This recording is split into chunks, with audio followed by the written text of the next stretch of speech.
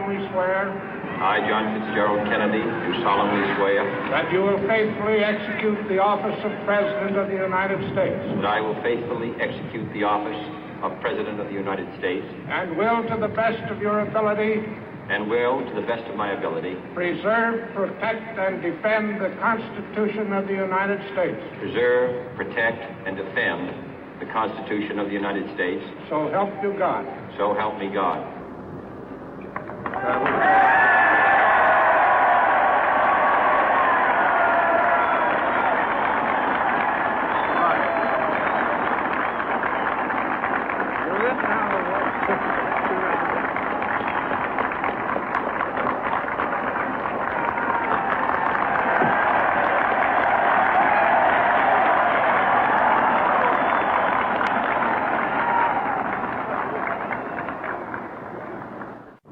Vice President Johnson, Mr. Speaker, Mr. Chief Justice, President Eisenhower, Vice President Nixon, President Truman, Reverend clergy, fellow citizens.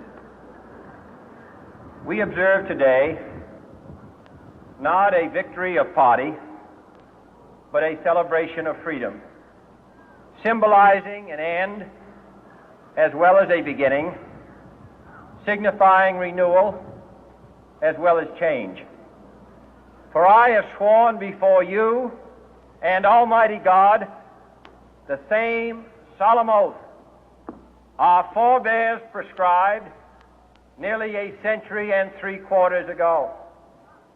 The world is very different now, for man holds in his mortal hands the power to abolish all forms of human poverty and all forms of human life.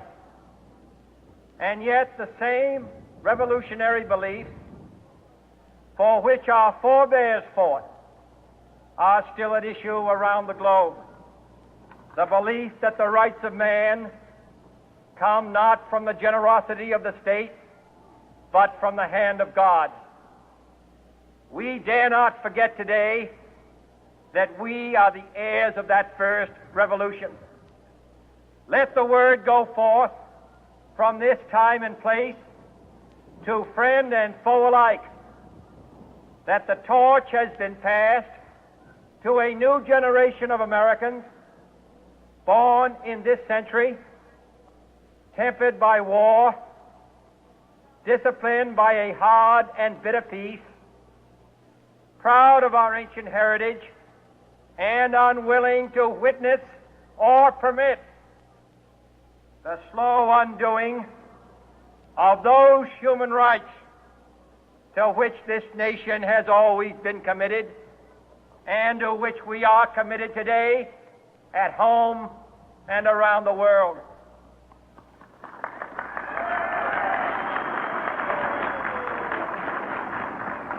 Let every nation know, whether it wishes us well or ill, that we shall pay any price, bear any burden, meet any hardship, support any friend, oppose any foe to assure the survival and the success of liberty.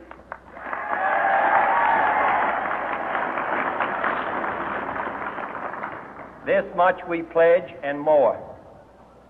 To those old allies whose cultural and spiritual origins we share, we pledge the loyalty of faithful friends. United, there is little we cannot do in a host of cooperative ventures. Divided, there is little we can do, for we dare not meet a powerful challenge at odds and split asunder. To those new states whom we welcome to the ranks of the free, we pledge our word that one form of colonial control shall not have passed away, merely to be replaced by a far more iron tyranny. We shall not always expect to find them supporting our view, but we shall always hope to find them strongly supporting their own freedom and to remember that in the past, those who foolishly sought power by riding the back of the tiger ended up inside.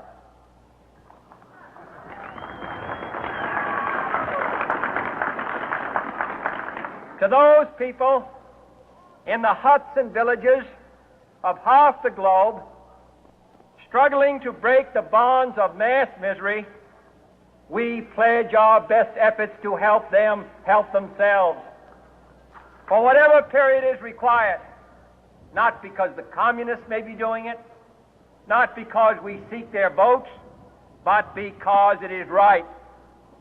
If a free society cannot help the many who are poor, it cannot save the few who are rich.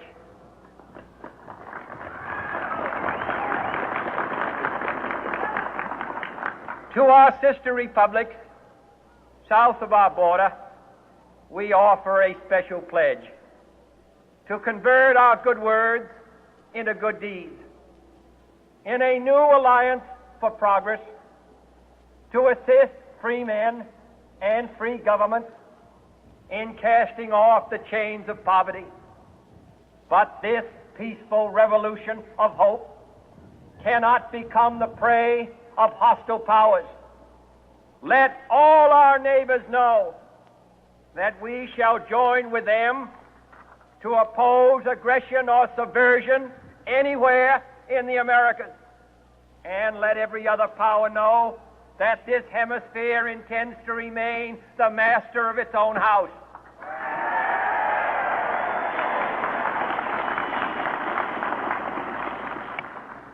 To that World Assembly of Sovereign States, the United Nations, our last best hope, in an age where the instruments of war have far outpaced the instruments of peace, we renew our pledge of support to prevent it from becoming merely a forum for invective, to strengthen its shield of the new and the weak, and to enlarge the area